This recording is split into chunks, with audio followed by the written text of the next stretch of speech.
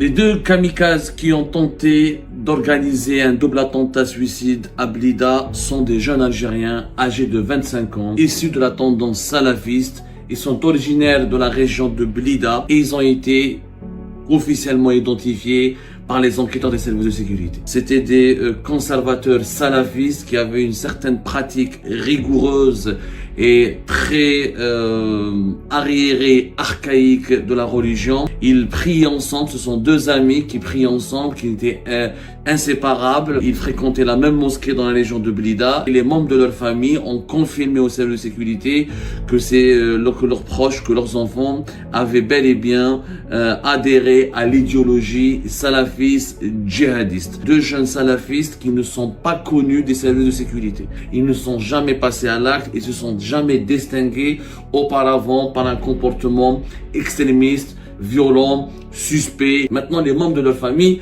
ne comprennent pas. Ils sont estomaqués, selon nos sources. Ils sont complètement estomaqués. Ils n'ont pas compris. Ils n'ont pas anticipé le passage à l'acte de leurs enfants. Qu'est-ce qui s'est passé? Comment ils se sont transformés en kamikazes? Qui les a embrigadés? Qui les a recrutés? L'enquête suit son cours. Les deux kamikazes qui ont tenté d'organiser un double attentat suicide à Blida sont des jeunes Algériens âgés de 25 ans, issus de la tendance salafiste. Ils sont originaires de la région de Blida et ils ont été officiellement identifiés par les enquêteurs des services de sécurité. Nous partageons avec vous en urgence les conclusions, les informations, les conclusions de nos recherches et de nos recoupements auxquels nous avons procédé pour confirmer les informations qui nous sont parvenues à propos des tenants et aboutissants de ce double attentat suicide qui a été déjoué par les services de sécurité dans la ville de Blida le 13 avril 2026, à savoir lors de la première journée de la visite de la sainteté du pape Léon XIV en Algérie. Nous avons pu confirmer au cours de nos investigations qu'il s'agit de deux jeunes Algériens âgés de moins de 25 ans. Ils sont bel et bien originaires de la région de Blida. Les membres de leur famille ont été auditionnés et placés sous enquête par les services de sécurité. Les informations qui ont été confirmées au stade actuel, à l'heure où nous allons mettre en ligne cette émission, à ce stade, pour le moment, il s'agit de deux jeunes salafistes âgés de moins de 25 ans. Sont deux jeunes Algériens qui fréquentaient le courant salafiste, qui avaient l'idéologie salafiste. C'était des conservateurs salafistes qui avaient une certaine pratique rigoureuse et très arriérée, archaïque de la religion. Ils prient ensemble, ce sont deux amis qui prient ensemble, qui étaient inséparables, et ils fréquentaient la même mosquée dans la région de Blida, et les membres de leur famille ont confirmé au service de sécurité que que leurs proches, que leurs enfants avaient bel et bien adhéré à l'idéologie salafiste djihadiste. Il s'agit de deux jeunes, je le précise, c'est très important comme élément, que deux jeunes salafistes qui ne sont pas connus des services de sécurité. C'est-à-dire qu'ils ne figurent pas sur une quelconque base de données, ils n'ont jamais été arrêtés, ils n'ont jamais été appréhendés, ils n'ont jamais été interpellés, ils n'ont jamais été emprisonnés. Ce sont des jeunes salafistes qui n'ont jamais été connus, qui ne sont pas connus encore des services de sécurité, qui sont inconnus des services de sécurité pour une raison très simple. Ils ne sont jamais passés à l'acte et se sont jamais distingués auparavant par un comportement extrémiste, violent, suspect ou dangereux. Nous corrigeons une information que nous avons d'ailleurs révélée avant-hier lors du live que nous avons diffusé dans la nuit du 14 avril, lors du live que nous avons diffusé dans la nuit du 13 au 14 avril dernier, où nous avons rapporté que l'un de ces jeunes salafistes, l'un de ces jeunes terroristes kamikazes avait été emprisonné, il a été remis en liberté. Finalement, ça a été une erreur de notre part. Nous vous présentons nos excuses. Ce n'est pas le terroriste kamikaze qui a été remis en liberté ou qui a été anciennement un détenu.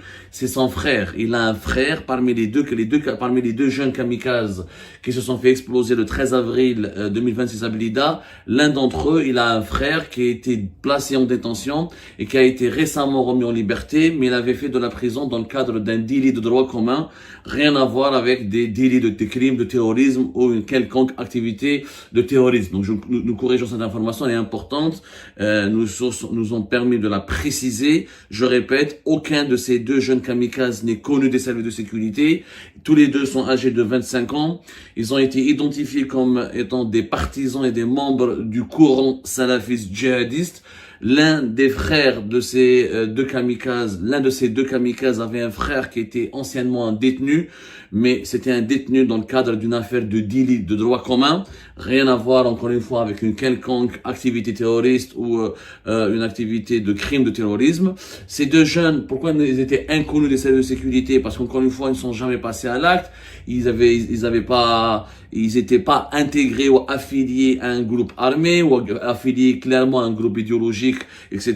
Ils avaient nourri en leur sein, en leur fort intérieur, ils avaient commencé à développer des idées et une mentalité de salafiste, à savoir les proches de leur famille ont confirmé que dans leur sphère privée, ces deux jeunes avaient un discours très radical, très extrémiste contre les étrangers, contre les non-musulmans, contre les laïcs algériens, contre les démocrates algériens, contre les personnes qui ne pratiquent pas l'islam originel tel qu'il a été révélé, qui ne l'appliquent pas à la lettre. Donc il y avait un comportement extrémiste, mais qui se distinguait au départ, ou qui était caractérisé jusque-là par un repli sur soi, par un renfermement sur soi et par une pratique très rude et très austère de la religion. À aucun moment, les membres des familles de ces deux jeunes n'ont commencé à douter qu'ils pourraient basculer dans la violence. Ceci dit, selon les auditions les auditions des membres qui ont été effectuées et avec des membres des proches, des membres des deux familles ou des membres des familles de ces deux kamikazes et des membres de leur entourage amical, de leur entourage proche, de leur entourage personnel, il s'avère que depuis que ces deux jeunes ont pris connaissance de l'arrivée du pape en Algérie, et ils avaient développé un discours assez inquiétant, assez dangereux. Ils étaient dans un rejet catégorique concernant cette visite du pape. Ils considéraient que le pape était un impie. Ils considéraient le pape comme étant le représentant du monde des koufars, le représentant des mondes des ennemis de l'islam. Pour eux, le pape était donc un symbole de ce monde chrétien qu'il faut combattre, avec lequel il ne faut absolument pas traiter, ni dialoguer. Et donc ils avaient une vision extrêmement négative, et ça c'est de l'aveu de leurs proches. Ça c'est l'aveu ce sont les confessions qui ont été faites par les membres des deux familles de ces deux kamikazes qui se sont fait exploser à Blida le 13 avril dernier, qui ont confié, ce sont des informations qui sont issues directement des confessions et des auditions qui ont été menées par les services de sécurité auprès des proches et des membres de la famille de ces deux kamikazes. Ils avaient constaté effectivement que depuis qu'ils avaient pris connaissance, depuis qu'ils étaient au courant que le pape allait venir en Algérie, ils avaient un comportement encore plus radical et leur fanatisme est monté encore crescendo. Il avait pris une dimension encore plus inquiétante, mais c'était juste de l'ordre du concept, c'était juste de l'ordre du mental, c'était juste des propos, c'était verbal. Ils manifestaient leur haine contre l'Occident, leur haine contre les chrétiens, leur haine contre le monde judéo-chrétien en général, tout ce qui n'était pas musulman pour eux, tout ce qui venait de l'Occident et de l'Europe, pour eux c'était des impies, c'était une atteinte à l'islam, une atteinte à la communauté musulmane, une atteinte à la nation islamique. Donc ils avaient un discours très radical. Ce sont deux jeunes radicalisés, mais qui étaient, encore une fois, c'est important de le savoir et de le signaler, parce que c'est très important pour la suite de l'enquête, totalement inconnus des services de sécurité. Il y a beaucoup de salafistes en Algérie, ils sont pas tous sous enquête. Les salafistes qui sont sous enquête en Algérie sont les personnes qui ont affilié à des mouvements structurés, ou qui ont été repérés sur Internet parce qu'ils ont écrit, ils ont parlé sur des forums, ou parce qu'ils ont voulu aller en Syrie, ou parce qu'ils ont contacté des personnes, ou parce qu'ils se sont distingués dans les mosquées par des prêches appelant au djihad, ou Ça, c'est des personnes qui sont, ça, c'est des salafistes qui sont identifiés, filtrés, identifiés, placés sous enquête, sous surveillance, sous étroite surveillance par les services de sécurité algériens, qui ont encore une fois un niveau d'expertise très important en matière de lutte contre le salafisme djihadiste. Or, ces jeunes-là n'avaient pas un comportement extrémiste ostentatoire.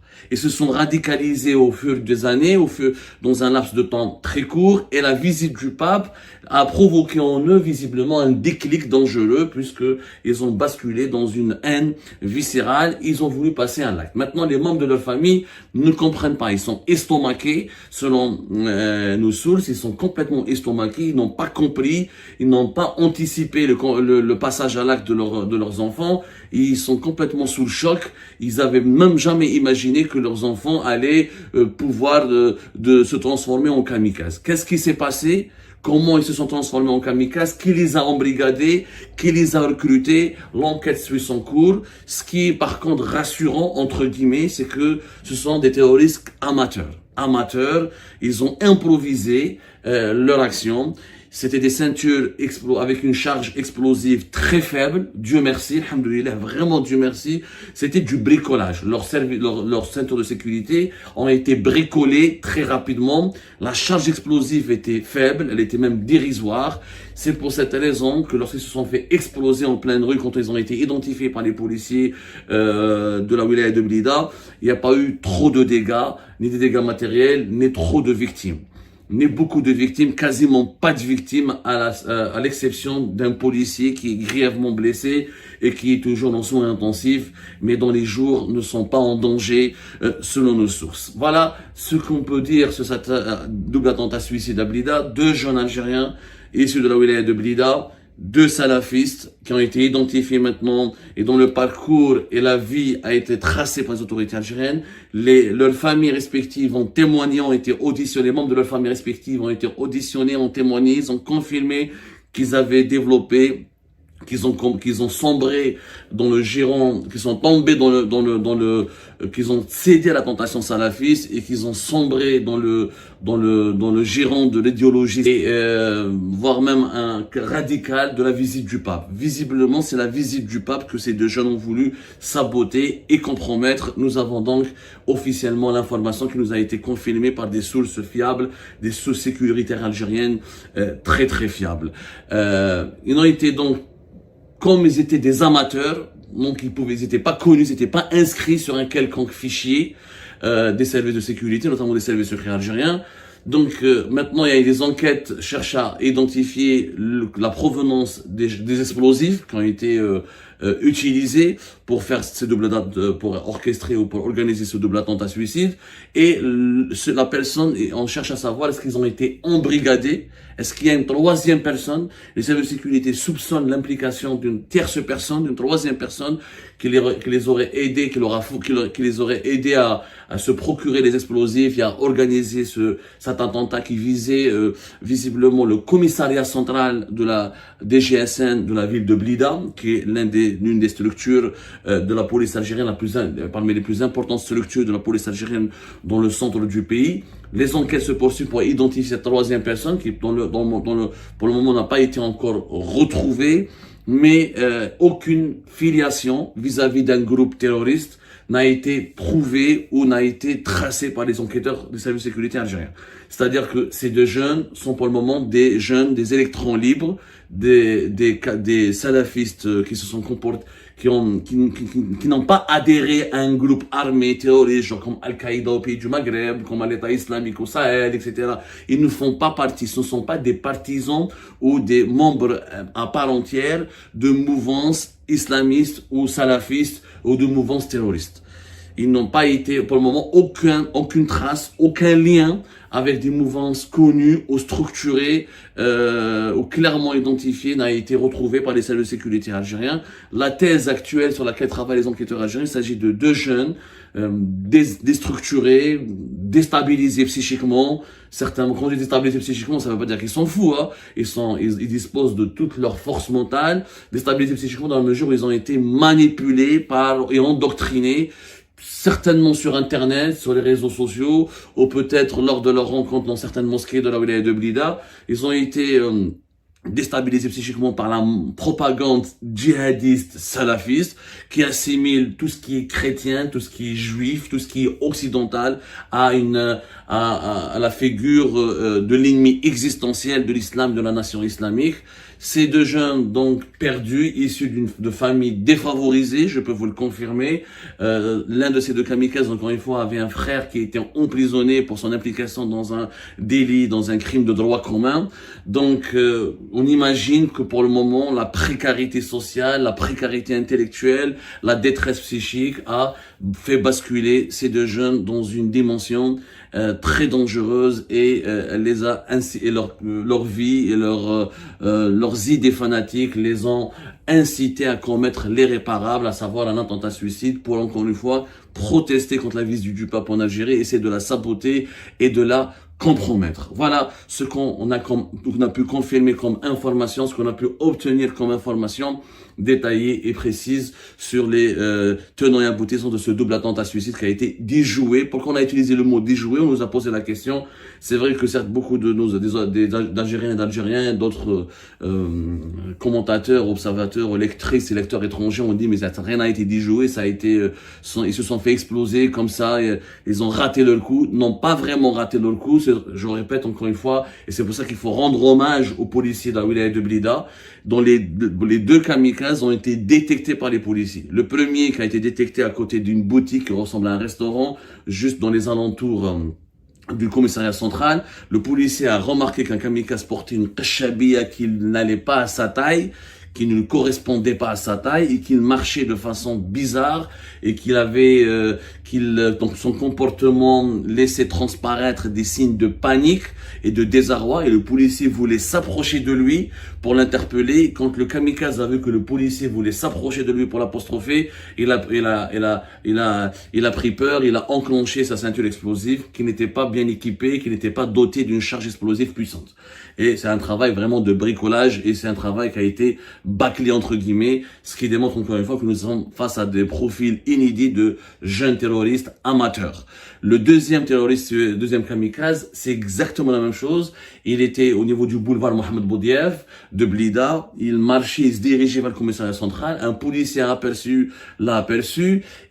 Parce que son comportement était suspect. Il était en panique. Il regardait bizarrement autour de lui. Il laissait transparaître encore une fois un comportement stressé et très stressant. Et le policier donc a douté de son comportement. Il a voulu l'interpeller pour vérifier, pour le fouiller ou pour chercher à comprendre pourquoi ce jeune se comportait bizarrement ce jour-là, et pourquoi son comportement laissait transparaître encore une fois des signes ostentatoires de panique et d'angoisse. Et là encore une fois le jeune kamikaze a compris qu'il avait été identifié et il a enclenché sa ceinture explosive. Un autre policier qui était à côté, qui avait assisté à la scène, a tiré à balles réelles sur le kamikaze pour essayer de le neutraliser avant qu'il enclenche sa ceinture explosive. Malheureusement, des balles tirées ont touché un collègue policier à lui, qui a été grièvement blessé et qui a été transféré très rapidement vers les soins intensifs. Voilà comment ça s'est passé, voilà les éléments que nous avons pu pour le moment confirmer au cours de nos investigations. Il faut saluer la vigilance, le professionnalisme des policiers de Blida. Ça a été un attentat suicide déjoué. Ça n'a pas été raté. C'est vrai que nous sommes, encore une fois, nous l'avons confirmé, face à deux jeunes terroristes amateurs, des bricoleurs. Et Dieu merci, alhamdoulilah, ce ne sont pas des éléments hyper entraînés ou des terroristes hyper entraînés ou hyper formés, etc.